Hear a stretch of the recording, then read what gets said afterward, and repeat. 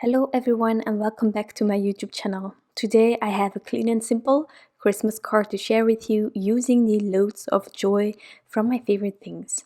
I truly adore this stamp set. There are so many cute images in this stamp. It's one from last year and well, I actually didn't use it enough. So today I'm going to feature these two reindeer and then going to create a really simple background. Again, clean and simple. I'm just gonna repeat myself, but these cards are so easy to make, so quick to make as well. You can decide how many critters you want to add. But in my pursuit to convince everyone of creating clean and simple cards, in some previous videos I said that there is also an option to create like a scene on your card if you love making scenes, but just make it smaller. Just try to add it on part of your background. So that's what I'm doing today, featuring that.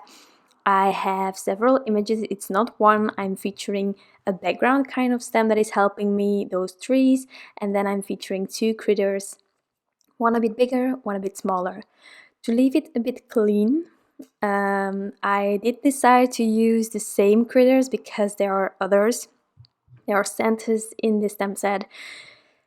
Penguins, if you want to, you can use them all, but I use these two because I could use exactly the same colors for both reindeer. Now, colors, I am going to go really Christmassy, just red, greens, and then yellows. And here I made a mistake, but I just wanted to show you. I didn't want to have my reindeer all the same, and for some bizarre reason, I started coloring the sweater here as well in red. I wanted a red car because it really pops. So I try to get rid of the most of the red with my colorless blender, but you know, reds, it's kind of one of those color families that are really hard to get rid of. Even when you're trying your hardest with the colorless blender, it can be really hard. But I will later on color the sweater in yellow, and it will just help me a bit more with shadowing because there is still like this color underneath the yellow. But otherwise, if I didn't made any mistakes, then I would have colored it immediately yellow, so don't need to go there with the red and then the colorless blender to fix that. So I wanted the card to be red, really pop in. You can do it in any color that you want. I also contemplated green, but I'm gonna color all of the trees green, so I decided not to do that. So I'm adding my shadows a bit like I most of the time do. I'm just looking how they are facing, and I want the front, or well, yeah, the front of the critters to be, well, with a light source on. So my colors are mostly, well, my shadowing is on the right side when the back of the reindeer is on the right side. The other way around as well, is it on the left side, like with the small one that is carrying the box, then I am just adding the shadows on the left side. So here I did the fixing with the yellow. I am going to use that yellow again on the other one. Truly, I have green, red, and yellow as my colors, and I just decided to use them all over to keep it simple. Multiple images, but reusing combinations is for me a way to keep it simple. Then for the trees, I am going to use yellow, green, 67, 17, and 13.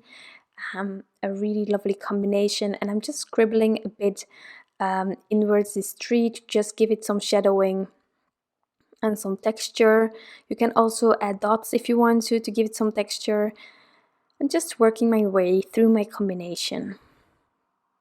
One layer for me most of the time isn't enough, so I'm just adding a second one. I'm also going to start on these trees.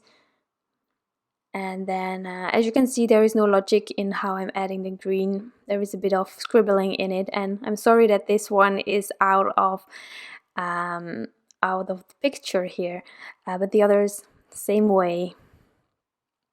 And then that yellow, green, 13. So really simple again. And then later on I'm going to use some browns on the tree trunk as well as on the gift. I'm just going to have it like a regular box, not embellish, but later on I will add a heart, so there will be a bit of embellishment going on. Now here on the scarf I needed a color, and since I had yellow and green right aside, I decided to go with red.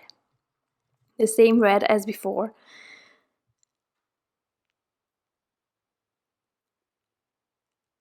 There we go.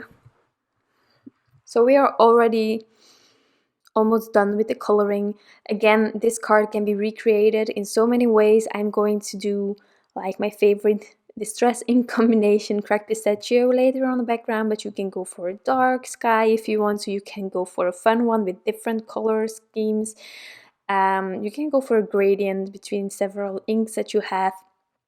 And then of course you can switch the coloring here to other colors and create several cards, but still all different.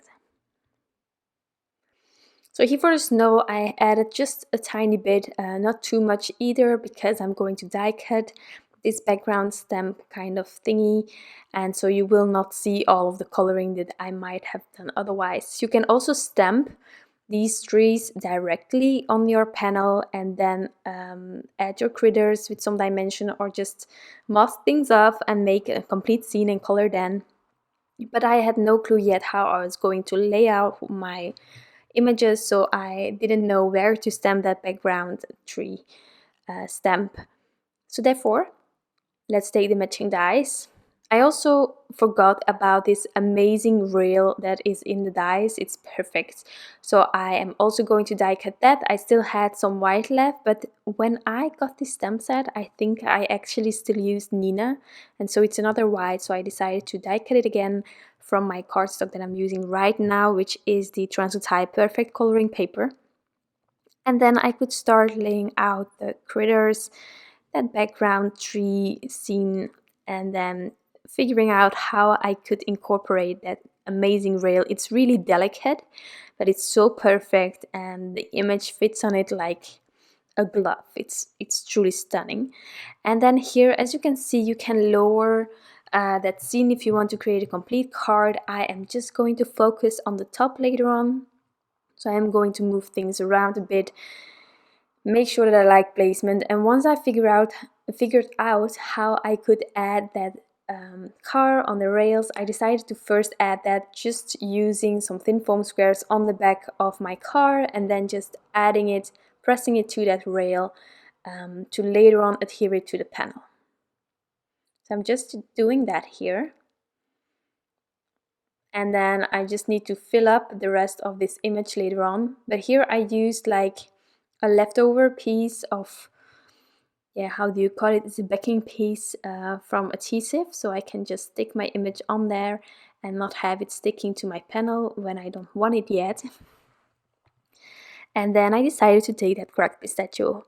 So here you can really change it up if you want to, but I just kept it really simple. I already have tons of colors in my coloring, 3 actually, which is not tons, but it's a lot for me already. And so this guy will be really fresh. It's a cold winter day, not night, but it's a cold winter day. You can make it a night if you want to. And so I just ink blended a bit. I checked with those trees there whether I went low enough. I wanted a gradient from the cracked pistachio towards the white. So I'm just fading it out towards the white of my panel. And then once I was happy, I could again arrange everything to see whether that worked. And I was kind of happy with it. So I am going to here trim off a piece of this image. It was just a bit strange to still come from underneath that other image, so I just snipped that off. I'm going to lay that flat on top of my card panel here, and then the other critters will all have dimension with some thin foam squares from Scrapbook Adhesives.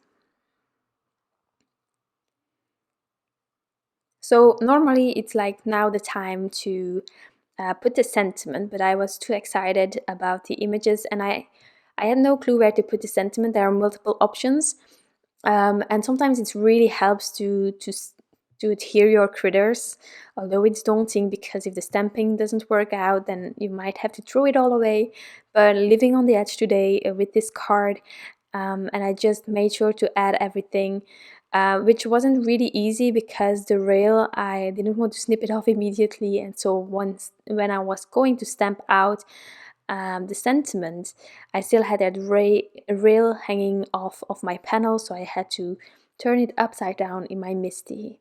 All things we can work around, but it's just not like the logical way for me personally. So here again, filling the critter with thin foam squares. And then I'm going to add it right in between two of those trees in the background.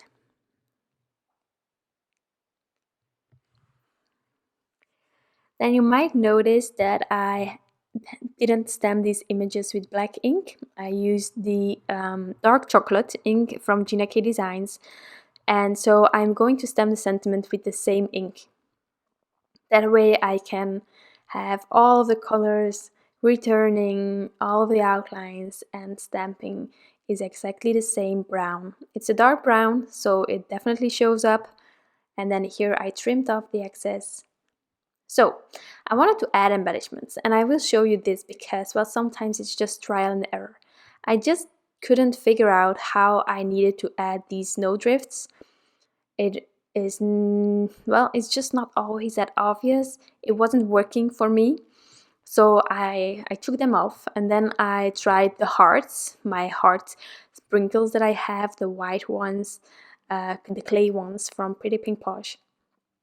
And I couldn't figure it out either. So there was just something wrong. It was too empty, it was too full. I couldn't balance it out, neither with the hearts. But well, we all have these struggles. I know that some of you might think that whatever I'm showing here or other crafters that you might check out on YouTube, that they have everything figured out. It's not true. It's really a process. I don't prep my cards, or I don't plan my cards ahead of creating them. It's really an organic kind of creation throughout the video. Sometimes I snip off things because, well, we want to make it pleasant and not too long either. But in this case, I really struggled. I wanted the snowflakes, then I wanted hearts, and I ended up adding snow myself with a white jelly roll pen, which was, well, it's labor intensive, you know. You can also splatter, but my sentiment was already there, so therefore I didn't do any gouache. Otherwise, I think that is like the quickest option to do. The only thing that I kept from these hearts was the one on the box that the reindeer is holding. It's really cute, it just fits. You can also do colored hearts if you want to. That would work as well, but it's all up to you, of course. So that heart is staying, really. And you can see I sped this up, and still I took some time to like decide I'm not going to do this, and I'm going to just get that white jelly roll pen out and just do that, you know. But many ways and many lovely embellishments that could work. I just couldn't figure out how. So here is that heart, and then let's take that white jelly roll pen, add some well, glossy accents here as well. I'm going to add that on the noses as well as on the lights on the car. My nib was a bit stuck. It's almost empty. I'm just trying to get everything out there, the last squeeze that I can. So whenever the nib is like blocked, I am using kind of a needle kind of thingy to unblock it, and then I can just add it to those areas where I wanted it to be. Also, things that I normally do after adhering the panel on top of a card base, but just say today was a bit an atypical kind of card making day for me. So here I'm just adding white jelly roll pen details. I know it doesn't show up that great because of the cracked pistachio that is already really bright, but if you hold this card, you will definitely see all of the details, and the recipient will see, so that's the most important thing. And I will show it a bit closer as always. But this is my clean and simple card for today. featuring the Loads of Joy. It's a really simple one. You can recreate this in so many different ways that you will still have fun, although you have the same design that returns. Thank you so much for being here. I hope that I could inspire you with another Christmas card today. Thank you so much, and I'll be back soon with some new crafty inspiration. Bye!